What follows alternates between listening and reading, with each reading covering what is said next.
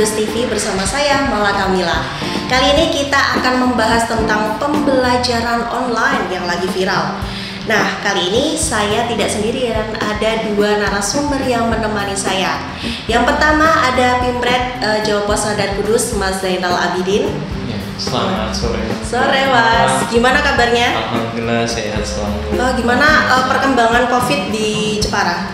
Jepara alhamdulillah ini sudah turun drastis.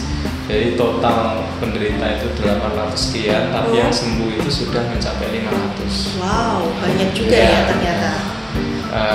Terjangkitnya serentak, sembuhnya ternyata serentak. Ya, itu kabar baik ya. Alhamdulillah. Kabar buruknya tetap ekonomi tetap belum stabil. Belum stabil. Sama lah semua daerah saya baru ini ya, baru kita merintis bersama. Nah, di samping saya ini sudah ada Kepala Biro Rembang, Mas Ali Mahmudi. Gimana Mas? Semangat ya Mas ya. Gimana kabarnya Mas Rembang? Alhamdulillah baik. Hari ini Rembang sudah berangsur-angsur mulai pulih.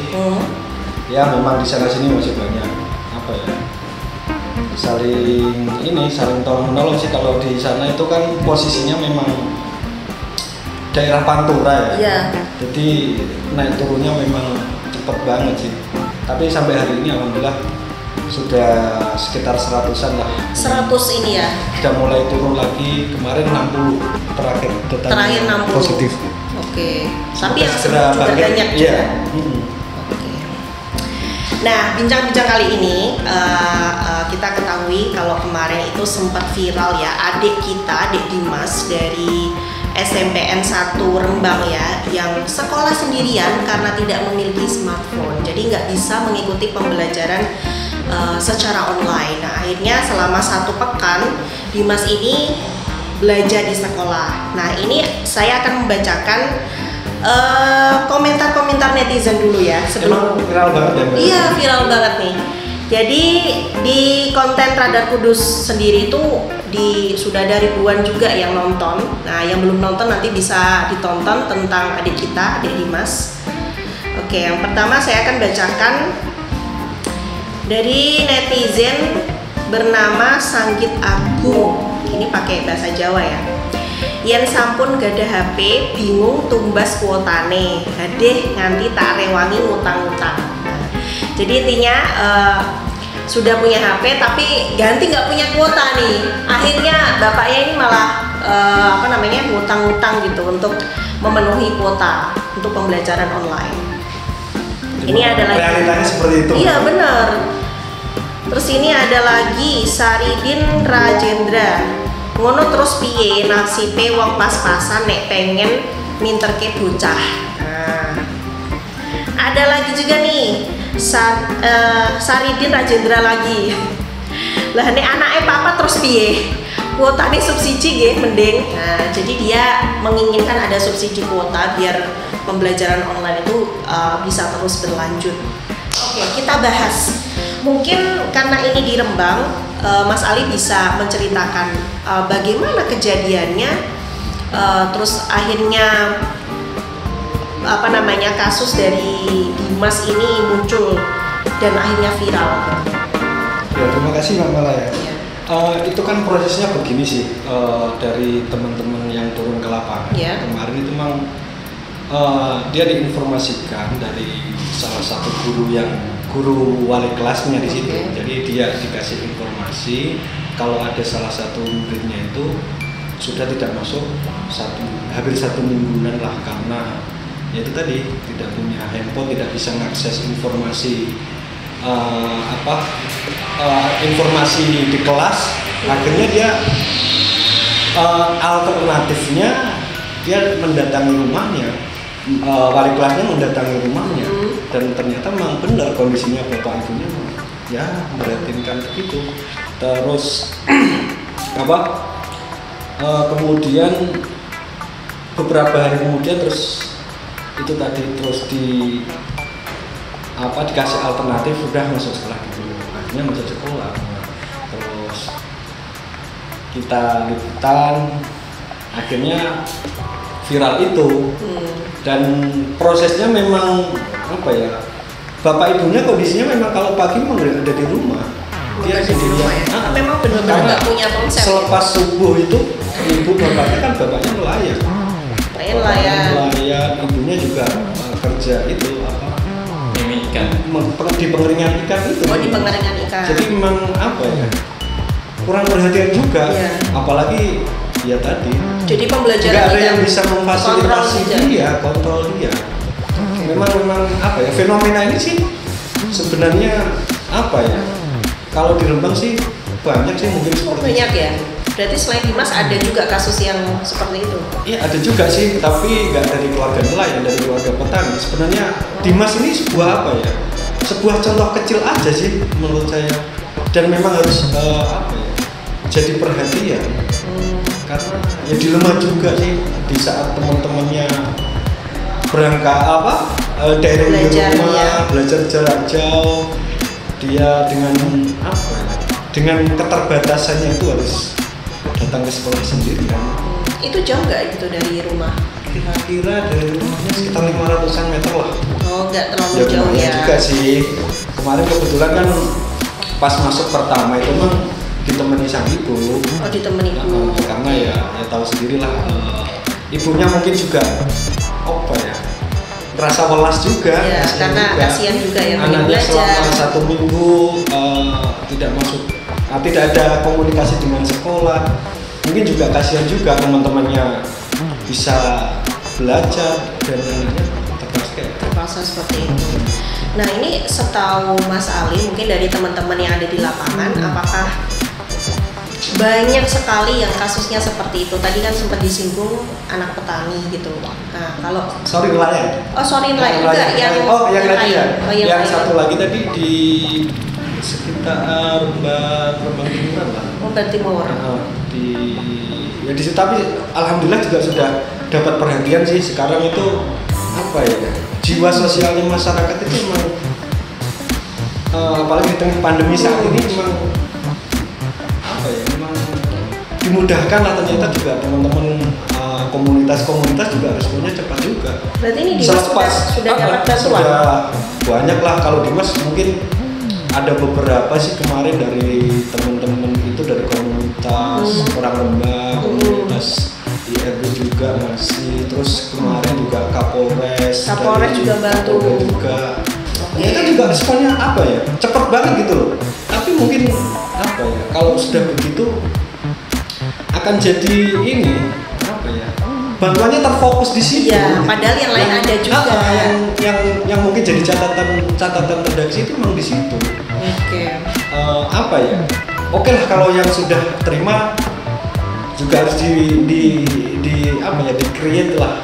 Nanti dibagikan ke siapa lagi yang mungkin membutuhkan. Ini kan juga kayak Dimas juga apa ya? Bantuannya bertumpuk-tumpuk akhirnya nanti. Padahal yang lain masih banyak yang membutuhkan juga. Nah, saya penasaran gimana posisi Pemkab Rembang itu menyikapi masalah ini, khususnya mungkin Dinas Pendidikan ya? Ya, kalau Dinas Pendidikan sih mungkin ranahnya lebih ini ya, nggak ngasih solusi ya mungkin ya. Dia sih nuntutnya ke sekolah sih, bagaimana kreativitas sekolah itu. Terus bagaimana dia pengawasannya ke sekolah. Kalau soal solusi normatif lah menurut saya.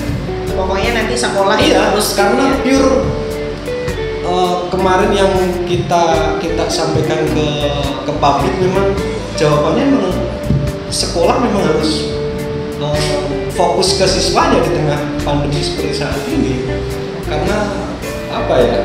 Ya mungkin juga dia nggak bisa ngasih solusi apa yang harus dilakukan gitu. Akhirnya ya kembali lagi ke sekolah. Bagaimana kreativitasnya, terus pengawasannya ke siswa. Dan alhamdulillah ternyata ini bukan apa ya,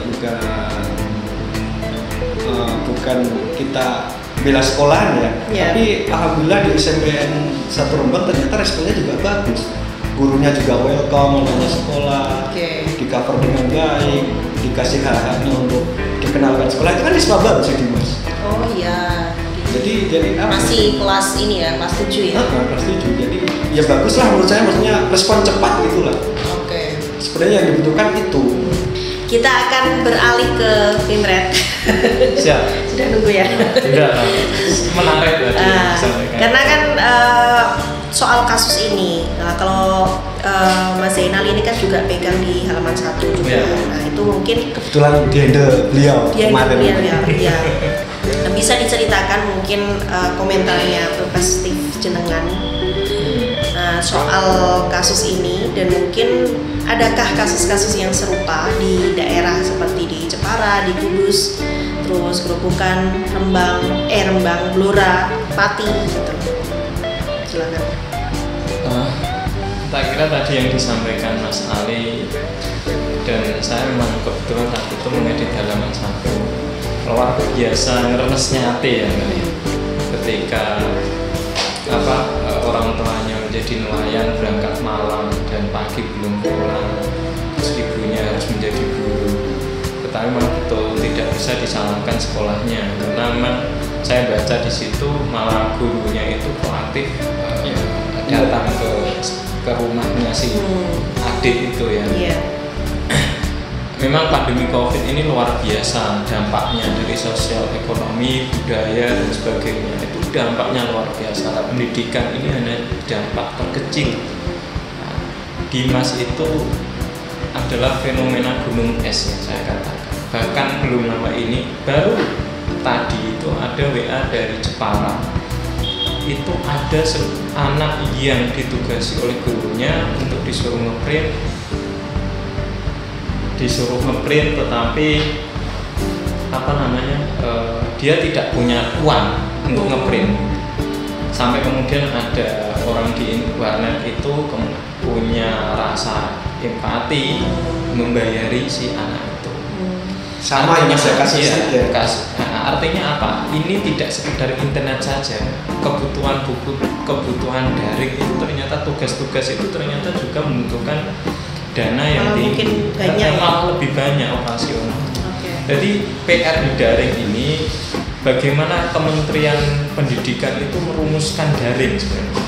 Tidak sekedar daring, tapi dampaknya itu apa? Mulai dari penyediaan internet di Indonesia, bahkan di salah satu SK Residenan Pati itu mungkin hampir seluruh kabupaten, tapi saya dilapori salah satu. Jadi ada yang tidak ada sinyalnya, itu ya. Jadi tidak hanya sekedar punya HP atau tidak, tapi ini jaringan internet sudah ada atau belum. Yang kedua, pembiayaan dari orang tua. Apakah orang tuanya semuanya mampu? Tadi yang sudah dikatakan oleh Mbak Mala sama Mas Ali bahwa setelah punya HP maka kuota. Iya. Setelah kuota, apakah orang tua itu mampu membelikan kuota, dan apakah dari satu keluarga itu mampu memegang HP? Karena data di Indonesia sama yang dialami Dimas kan juga orang tuanya kan juga gaptek itu loh. Gaptek ya. Data di Indonesia itu tadi saya baca di salah satu berita itu hanya sekian 60% dari total penduduk Indonesia 200 sekian juta, hanya sekian 100 sekian juta yang mampu internet, dan itu terpusat di Jawa. Bagaimana daerah lain? Dan SK Residenan Pati, mohon maaf, di daerah pegunungan, misalkan di daerah Jepara yang Pucuk, misalkan Sumberjo, Donorojo, Tempo, kemudian nanti kita ke Pati Ayam, misalkan daerah-daerah pegunungan yang secara akses internetnya juga sulit ya. Sulit. Ini PR untuk teman-teman kabupaten yang menyediakan itu. Terus yang kedua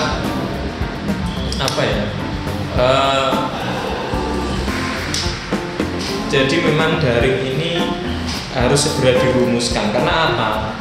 Pandemi COVID ini ternyata tidak hanya berlangsung sekitar 6 bulan, 2 bulan, 6 bulan, bahkan 1 tahun, tapi ini mungkin bahkan 2 tahun. Kalau prediksinya kan, artinya apa? Kalau ini tidak disusun baik, kasihan anak-anak. Sekolah sih, bagaimana kreativitas sekolah itu membuat nyaman siswanya.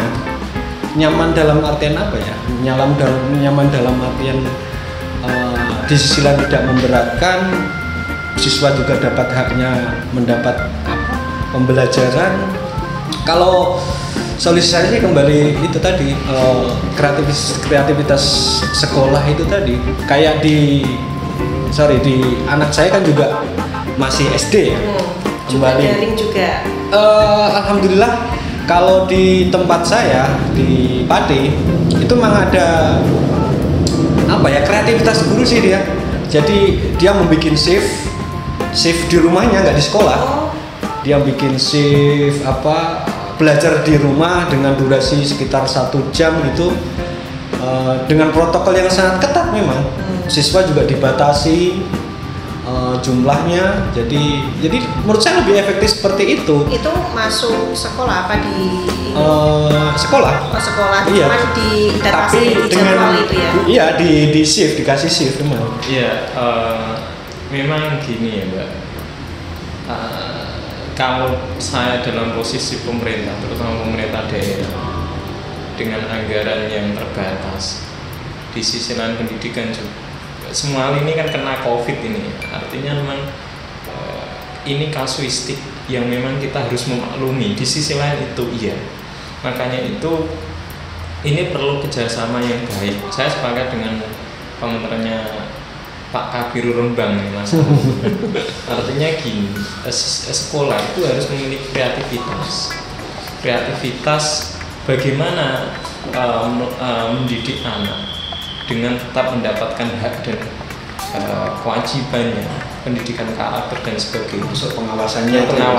Ini kreativitas betul. Karena ketika kita mengandalkan pemerintah, di sisi lain pemerintah dituntut banyak hal, mulai dari penanganan COVID itu sendiri aja bingung. Yang kedua kemudian jaringan GPS, jaringan pengaman sosial ini aja mohon maaf amburadul, bahkan ada beberapa yang tidak sampai. Yang ketiga belum lagi PR banyak yang di PHK. Artinya ini memang kasuistik dan semua pihak harus berperan di sini. Artinya apa? Orang tua harus memahami guru, guru harus memahami orang tua. Terus idealnya bagaimana Mas? Masing-masing daerah memiliki ciri khas masing-masing, kearifan lokal tadi.